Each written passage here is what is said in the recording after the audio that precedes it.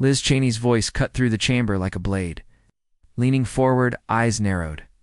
She let her words fly like a gavel slamming down. You don't belong here if you can't respect this chamber. The outburst wasn't just loud. It was sharp, meant to wound, meant to claim dominance in a room that had seen its fair share of political firestorms. But on this night, the volume wasn't what captured history. Across from her, Jasmine Crockett didn't flinch. She didn't bristle, didn't fire back, didn't even raise an eyebrow. Instead, she did something that seemed impossibly simple, yet instantly magnetic. She smiled. The smile wasn't nervous. It wasn't dismissive. It was calm.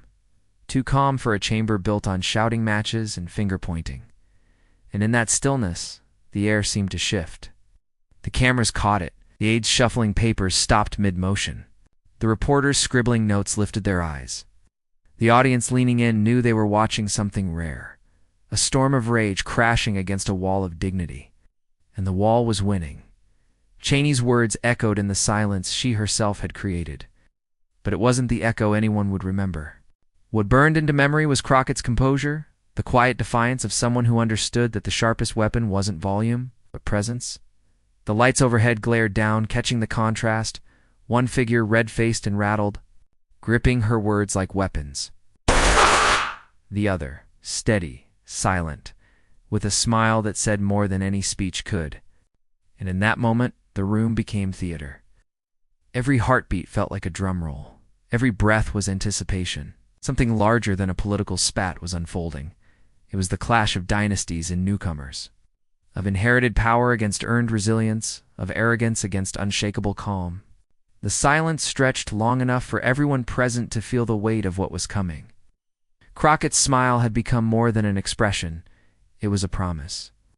A promise that she would not just respond, but that her response would transform the room, capture the cameras, and turn Cheney's fury into a backdrop for her own triumph. But no one in that chamber could have predicted how Crockett would turn that smile into the most devastating answer of the night. The chamber wasn't just a room that day. It was a battlefield, dressed in wood and velvet. The hearings had been devolving for weeks, collapsing under the weight of partisan warfare so fierce that even seasoned observers admitted they'd never seen Washington this frayed. The air was electric, the kind of atmosphere where every word was a spark waiting to ignite a fire. Into that storm, Liz Cheney strode with the swagger of someone born into the lightning. Her name was her armor, daughter of a vice president heir. To a dynasty forged in backroom deals and war rooms, Cheney carried the weight of political inheritance like a crown. Her style was known, even feared. Fiery, uncompromising, a voice trained to cut rather than persuade. Colleagues recognized the cadence, the raised pitch, the clipped delivery, the sense that she was scolding the entire chamber, daring anyone to interrupt. To Cheney, volume was authority. To her critics, it was entitlement disguised as leadership. Across the aisle sat Jasmine Crockett, still finding her footing in halls that often looked down on newcomers. She wasn't born into dynasties, wasn't polished by generations of family privilege. She was a lawyer, a fighter who had clawed her way into office through sweat, sacrifice, and belief in service. But in Washington, that wasn't always enough. Too many veterans in the chamber, she was underestimated, seen as a name without weight. It's an easy target in the rhetorical crossfire. That imbalanced dynasty versus dignity, inheritance versus hard-earned voice, was why this clash mattered. This wasn't just one hearing on one night. It was a collision of eras. Cheney represented the old guard, the kind that believed history itself bent to their family's name. Crockett represented the rising voices, the women, the immigrants, strivers who carried stories of resilience rather than lineage. And in this chamber, under these lights, those worlds were about to collide in a way no one could ignore. The stakes stretched far beyond the oak-paneled walls. Cameras rolled, live feeds streamed, social media accounts buzzed with every glance, every gesture. Viewers at home weren't just watching a hearing. They were watching a contest of values. Would the old voices continue to dominate, drowning out new perspectives with sheer volume? Or would dignity, calm, and unshakable, prove that America's story was no longer controlled by dynasties, but by those who carried its diversity in their veins, Every clash in politics leaves a mark, but this one felt different. The anticipation was a hum in the air, felt even by those who had witnessed 100 hearings before. Cheney's presence promised a storm. Crockett's stillness promised something stronger. The quiet resilience of someone who had weathered storms before and refused to be swept away. The moment teetered, ready to topple into history. Cheney leaned in, the scolding tone of dynasty sharpening to a blade. Crockett waited, her calm smile hinting that volume alone would not be enough. The chamber braced for collision, and when it came, it wouldn't just silence the room. It would ripple across the nation, lighting up feeds, headlines, living rooms with a reminder that sometimes the most powerful answer isn't shouted, it's spoken with unshakable calm. To understand Liz Cheney's eruption in that chamber, you have to understand the world that built her. She wasn't simply a congresswoman with opinions. She was the product of a dynasty that shaped the very machinery of American power. Born the daughter of Dick Cheney, a man who once stood at the apex of Washington influence, she grew up not on the outside looking in, but in the very heart of the storm. For her, politics wasn't just a career, it was inheritance. Birthright nurtured in the echoing halls of Capitol Hill and the shadowed rooms of the White House. From an early age, Cheney learned the language of authority, or others might have been taught humility or the art of listening. She absorbed a different creed: control, dominance, certainty.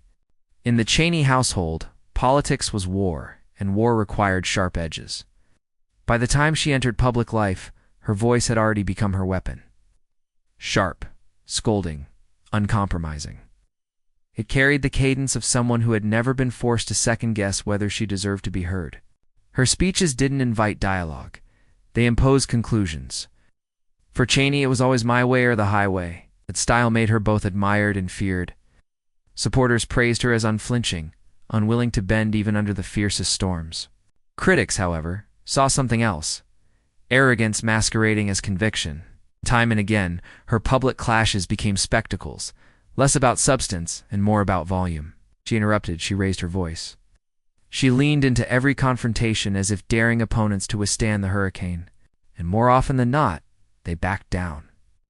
Not because her arguments were ironclad, but because her intensity left little room for reason to breathe. Her career was riddled with contradictions that only deepened the aura of entitlement surrounding her. She spoke of accountability, yet carried the legacy of her father's wars, decisions that cost lives and fractured trust. She positioned herself as a defender of truth when convenient, but rarely acknowledged the privilege that elevated her voice above so many others. Her lineage had opened doors most Americans never glimpse, and yet she wielded it not with gratitude, but with the impatience of someone who had always been told the room belonged to her. Colleagues whispered about her temper, the way she dismissed even allies if they dared suggest compromise. Staffers knew the scolding tone that could reduce a conversation into a lecture. Opponents braced for the raised eyebrow, the clipped syllables, the inevitable volume. In a chamber already overflowing with egos, Cheney's stood out, not because it was larger, but because it was louder, more insistent, more unwilling to yield. This was her armor, but also her weakness. Because while the old guard thrived on volume and intimidation, the political landscape was shifting beneath her feet. America was changing. New voices, younger, more diverse, more grounded in lived struggle than in legacy, were entering the stage. They didn't carry the entitlement of dynasties. They carried something sharper: the dignity of survival, the resilience of having to fight for every inch of ground they stood on. Against that backdrop, Cheney's style began to look less like strength and more like desperation. Her scolding rants, once effective in silencing opposition, increasingly came across as relics of an era fading into the past. Each shout echoed less like authority and more like insecurity. Each raised pitch revealed not control, but the fear of losing it. So when Cheney leaned forward that night, her voice rising above the chamber, she wasn't just speaking to Jasmine Crockett. She was speaking for a dynasty that believed it still owned the room, still dictated the narrative, still held the authority to define who belonged in power and who didn't. But history has its own rhythm, and arrogance has never been invincible. Again and again, from empires to dynasties, The loudest voices crumble when met with the unshakable calm of truth. Cheney's voice, sharpened over decades of entitlement, was about to meet its match in a woman who didn't need to raise her volume to command the room. She only needed a smile, a quiet, devastating reminder that the old guard's weapons no longer worked the way they once did. And in that moment, the downfall of dynasty had already begun. For arrogance, history shows, always collapses when met with truth spoken calmly.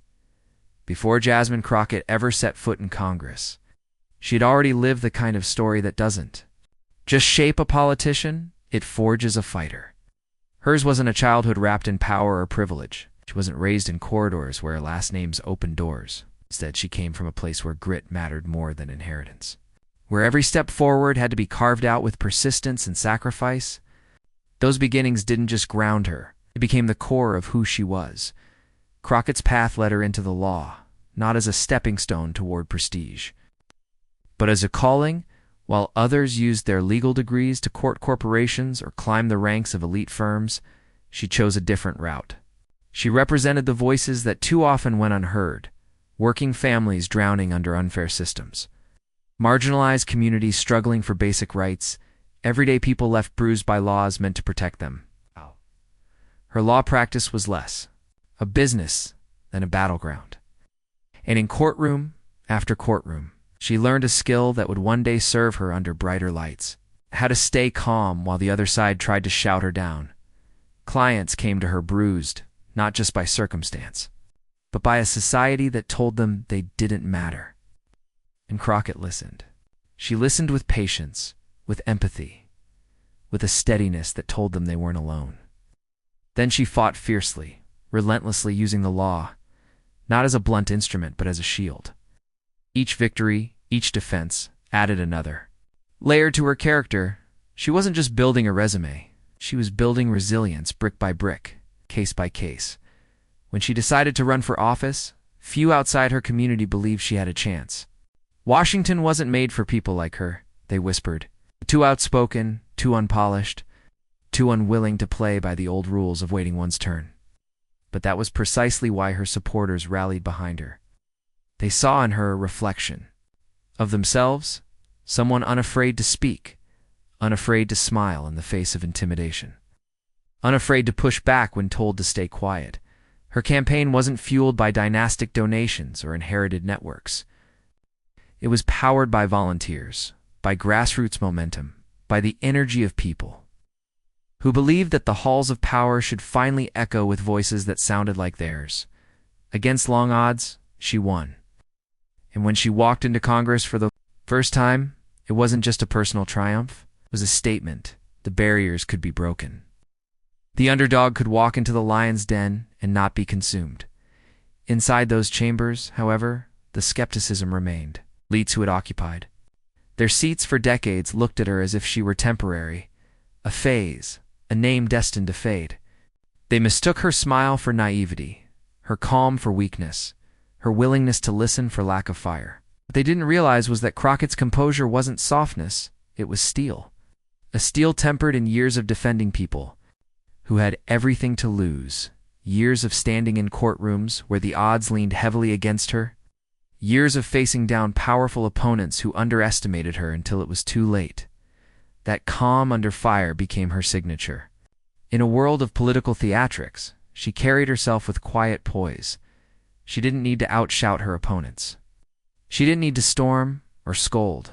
Her smile became her armor, disarming those who mistook it for submission, only to realize too late that it was her sharpest weapon.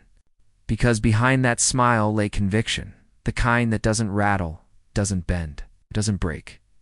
To her constituents, that smile meant reassurance that no matter the chaos, their representative carried their dignity with her, too.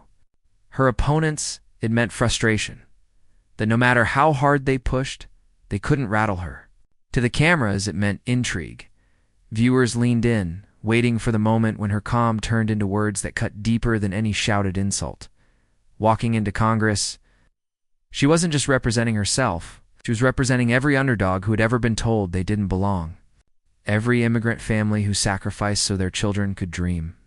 Every woman who had to fight twice as hard to be taken half as seriously. every voice silenced by arrogance.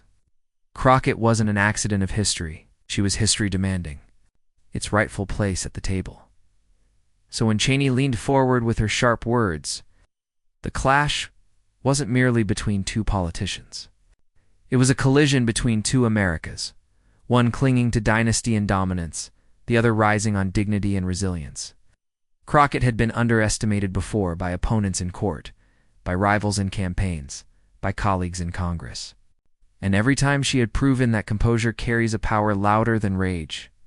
That night, in that chamber, the smile she offered wasn't a shrug. It wasn't surrender.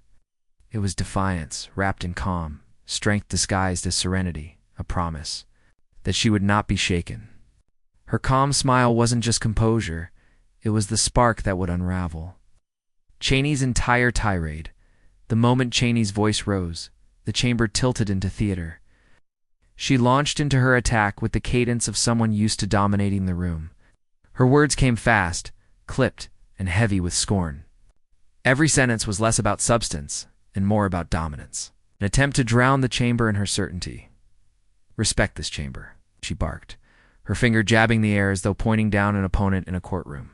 "Respect the process. Respect the traditions that have been here long before you stepped through these doors." Each phrase carried the weight of inheritance, as if her family name itself had written the rules. Crockett sat silent. Not defensive, not even tense, silent. Her eyes locked on Cheney, her posture relaxed, and that smile, subtle at first, remained. The more Cheney pushed, the more that smile seemed to grow.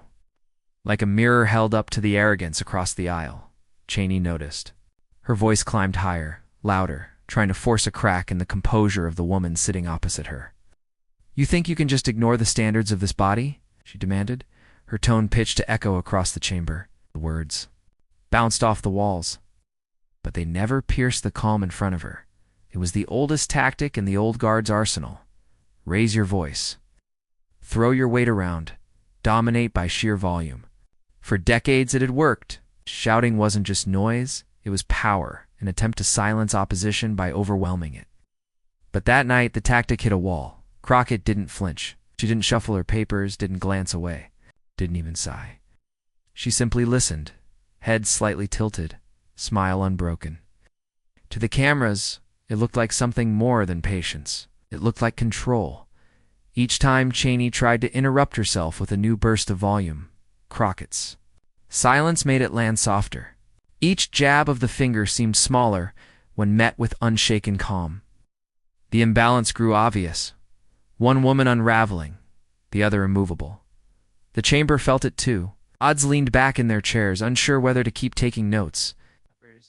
Glanced at one another, their faces betraying the realization that the shouting wasn't carrying weight, it was bleeding it. The louder Cheney became, the weaker her authority appeared. The dynamic flipped. Cheney, so often the figure who commanded fear, began to resemble someone cornered by her own rage. Crockett, still silent, her smile now firm and unwavering, became the center of gravity. Every camera angle caught the contrast, red-faced anger against serene composure. The tension built like a courtroom drama where the jury already sensed the verdict. Viewers at home felt it too. Scrolling feeds filled with clips of Cheney's scolding tone contrasted against Crockett's calm gaze. It wasn't just a clash of personalities. It was the unraveling of a tactic older than the room itself, the belief that volume equals victory. Cheney pressed harder, leaning forward as if proximity might force a reaction. "You cannot sit there and pretend your behavior is acceptable," she snapped, her voice nearly breaking under its own strain. But with every syllable, her dominance slipped further away. Crockett leaned back slightly, her smile now unmistakable. Not mocking, not dismissive, simply steady, as if to say, "Is that all you have?" The room was silent, except for Cheney's voice, a silence that no longer supported her, but suffocated her. Crockett hadn't spoken a single word, yet she had already taken control. The power dynamic had shifted entirely. The chamber seemed to know it, and then with the room holding its breath, Crockett finally opened her mouth. The silence before Crockett spoke wasn't empty, it was electric. Cheney had spent her voice like ammunition in a firefight, leaving the air thick with tension. Every camera lens in the chamber zoomed in closer, desperate to capture what would come next. Crockett leaned forward slightly, her hand still resting calmly on the table. Her smile didn't fade, but it sharpened, like the edge of a blade polished by patience. She let the silence linger just long enough to make Cheney fidget in her chair. It was a lawyer's silence, deliberate, weighted, and devastating. Then she began. "Congresswoman Cheney," Crockett said, her tone measured, each syllable articulated with surgical precision. No rush, no rise in volume, just calm, undeniable clarity. "Respect for this chamber isn't found in the volume of our voices. It's found in the truth of our words." The line cut through the room like glass breaking, heads turned, some leaned back in awe. Cheney blinked, her jaw tightening, as though the words themselves had stolen her footing. Crockett continued, pausing between sentences, as if each thought deserved its own space to breathe.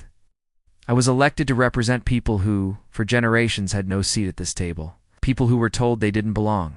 People who were shouted down." Her eyes locked on Cheney, unwavering. "So when you raise your voice at me, understand this. You are not the first, and you will not be the last. But I will not yield my dignity to meet your volume." The chamber stirred. A low murmur rose from the audience, the kind of reaction usually reserved for a witness who had just flipped a case upside down. Crockett didn't acknowledge it. She stayed locked on her opponent, her smile a punctuation mark to every carefully chosen phrase. Cheney shifted in her seat. The camera caught at the slight adjustment, the restless tapping of her fingers against the table. Her power had always lived in confrontation, but in this moment, confrontation no longer belonged to her.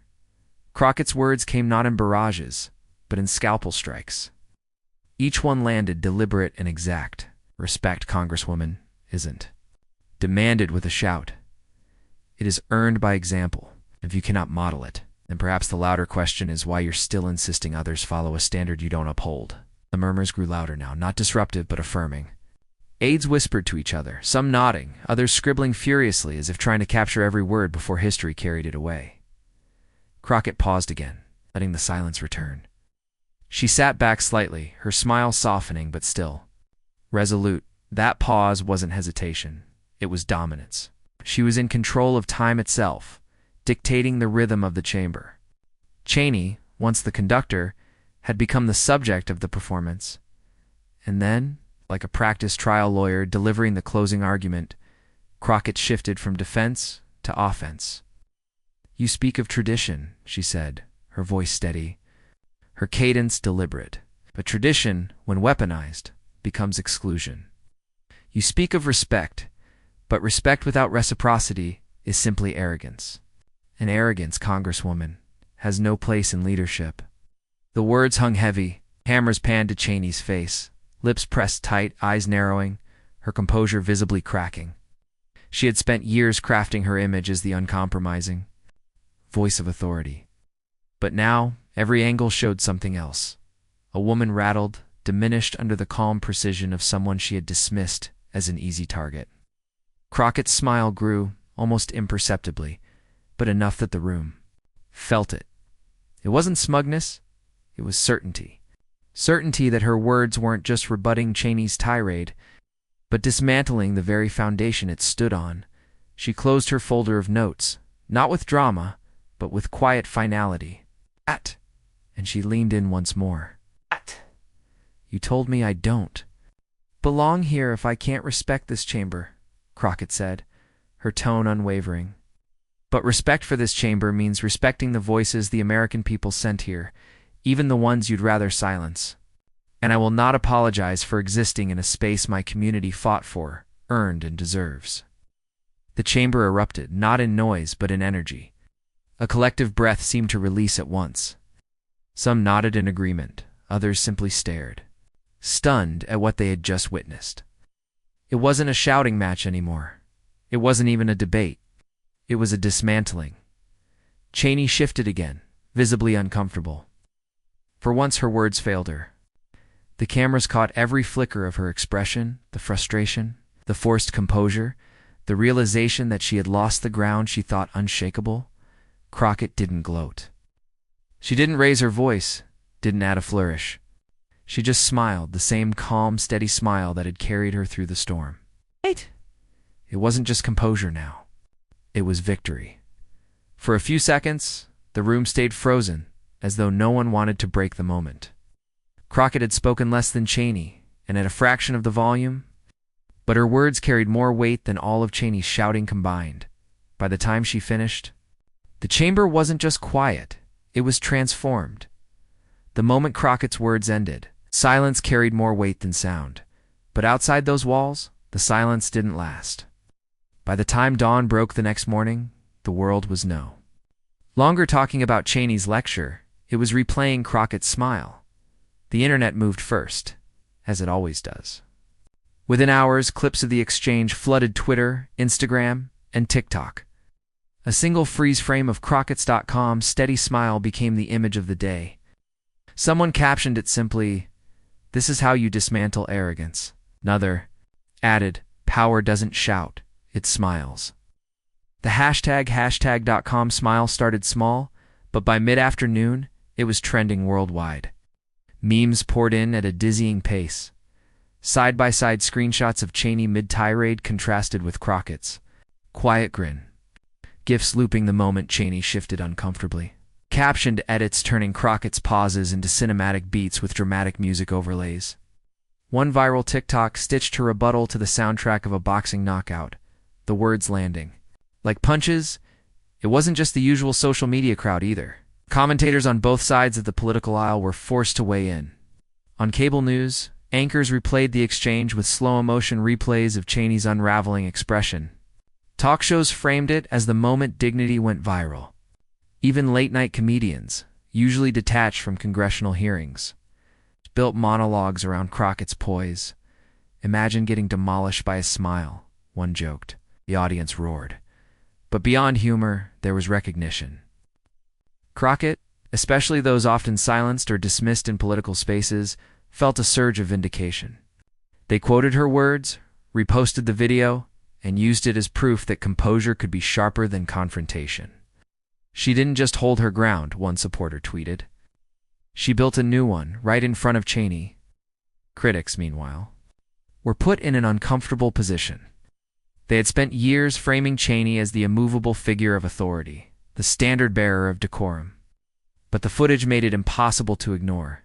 In this clash, authority crumbled and dignity remained, standing. Even those unwilling to praise Crockett admitted, often reluctantly, that the balance of power in that chamber had shifted. At least for a moment, the ripple effect spread quickly. In interviews, fellow lawmakers who had once hesitated to speak openly found themselves emboldened, citing Crockett's example. They referenced her calm smile as a model for facing hostility without losing composure. "She reminded us that silence can be louder than shouting," one ally said. But perhaps the most telling indicator of impact came from Cheney herself. For the first time in years, she remained conspicuously quiet after a confrontation. No fiery follow-up statement, no doubling down on her words. Just silence. A silence that read less like strategy and more like retreat. And yet, as much as the internet celebrated the viral moment, something deeper was taking root beneath the surface. For all the memes, hashtags, and replay clips, Crockett's performance wasn't just a win in a single skirmish. It was a recalibration of narrative, because what lingered wasn't only the humor of Cheney's red-faced frustration or the elegance of Crockett's smile. It was the realization felt by supporters, critics, and undecideds alike, that power, when wielded with arrogance, could be undone by dignity. That silence, wielded strategically, could echo louder than the loudest voice. The hashtags would eventually fade, as they always do. The memes would get replaced by the next cultural flashpoint. But the image Crockett's calm smile under the weight of Cheney's fury had already imprinted itself in political memory. And beyond the viral noise, something else was taking shape. Something slower, quieter, but no less seismic. Because this wasn't just a moment for social media. It was a shift, and the story wasn't over. But beyond the viral moment, something deeper was taking place. In the days that followed, the noise around the exchange began to settle, but the meaning of it only deepened. Crockett had not simply won a verbal sparring match. What she had done was far rarer. She reframed an attack into a universal lesson, Cheney's. Rage was loud, insistent, and rooted in entitlement, but Crockett's calm smile carried something that outlasted noise. She had shown in real time that composure can beat arrogance, that truth, spoken steadily, can overwhelm the clamor of inherited power, and that in a room built to reward bluster, restraint could become its own kind of thunder, observers across the political spectrum struggled to categorize what they had witnessed. Some framed it as a tactical victory, a rookie member of Congress besting a seasoned insider. Others called it generational change, the old dynasties long accustomed to dominance, losing ground to new voices who refused to bow. But at its heart was something simpler and more profound, a moral reminder. Because Crockett's victory wasn't just about clever rhetoric, it was about dignity, wielded deliberately, in a space where dignity is too often sacrificed. Her smile was not a mask, nor a dismissal. It was a weapon, soft, steady, and devastating. And in wielding it, she reminded everyone watching that power isn't only about the loudest voice in the room. Sometimes it is about the stillness that makes the noise crumble. In the wider American story, this moment fit into a lineage that stretched far beyond one hearing. Again and again, history has rewarded those who chose calm courage over raw fury. From courtrooms to marches, from debates to dinner tables, the lesson has remained constant. Arrogance can dominate for a while, but truth spoken with steadiness always lingers longer. That was the larger resonance of Crockett's performance. It wasn't just her victory, it was a signal, a reminder, that the old order dynasties built on inherited entitlement and amplified by volume is no longer unshakable. In its place rises a new kind of authority, one defined not by lineage but by lived experience, not by shouting but by presence. Her calm smile became more than a viral moment. It became a metaphor that sometimes the quiet voice of justice can silence centuries of arrogance. And this is what gave the moment its true weight. It wasn't about partisanship.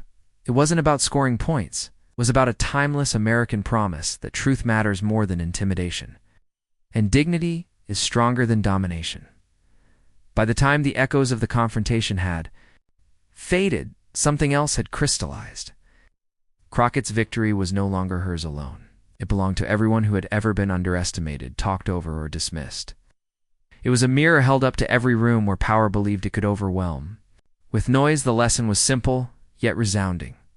Justice doesn't need to shout. Truth doesn't need to posture. In America at its best doesn't belong to dynasties that roar, but to individuals who remind us of our shared dignity. This wasn't just Crockett's triumph. It was a reminder etched into the national story. Calm courage can silence centuries of arrogance. And in that truth, the audience found not just satisfaction, but uplift. Because in the end, the moment was not about humiliation, but about hope. Hope that dignity still has a place in politics. Hope that truth can still pierce through noise. Hope that the Americanists we celebrate the idea that anyone, from any beginning, can stand tall in the face of power is still alive in that chamber. Amid the clash of arrogance and composure, something larger prevailed. Not Cheney, not even Crockett. Justice, truth, and the quiet promise of America itself. And so we return to where we began. Liz Cheney yelled. Jasmine Crockett smiled. And in the end, it was the smile that won. That moment wasn't just about a clash of personalities. It was about a clash of values. One woman tried to dominate with volume, but another responded with composure. One sought to control through noise, the other through clarity. And the result was unmistakable. The calm truth always outlasts the loudest scream. Think about what that means, not just in politics, but in life. We've all been in rooms where arrogance tries to drown out reason. We've all seen voices raised not because they are right, but because they are afraid of being wrong.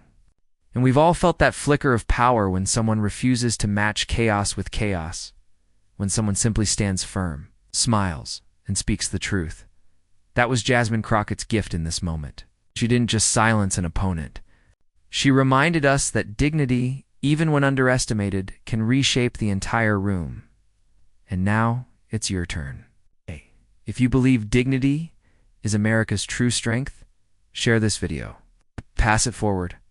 Let others see that noise can be defeated, that arrogance is never invincible. And subscribe, because this channel is dedicated to amplifying the voices rewriting history. Voices like Jasmine Crockett's that remind us of what real leadership looks like, because, in the end, it's not about who shouts the loudest. It's about who speaks with truth, calm, and courage. And that, as we saw in this unforgettable moment, is how history is rewritten.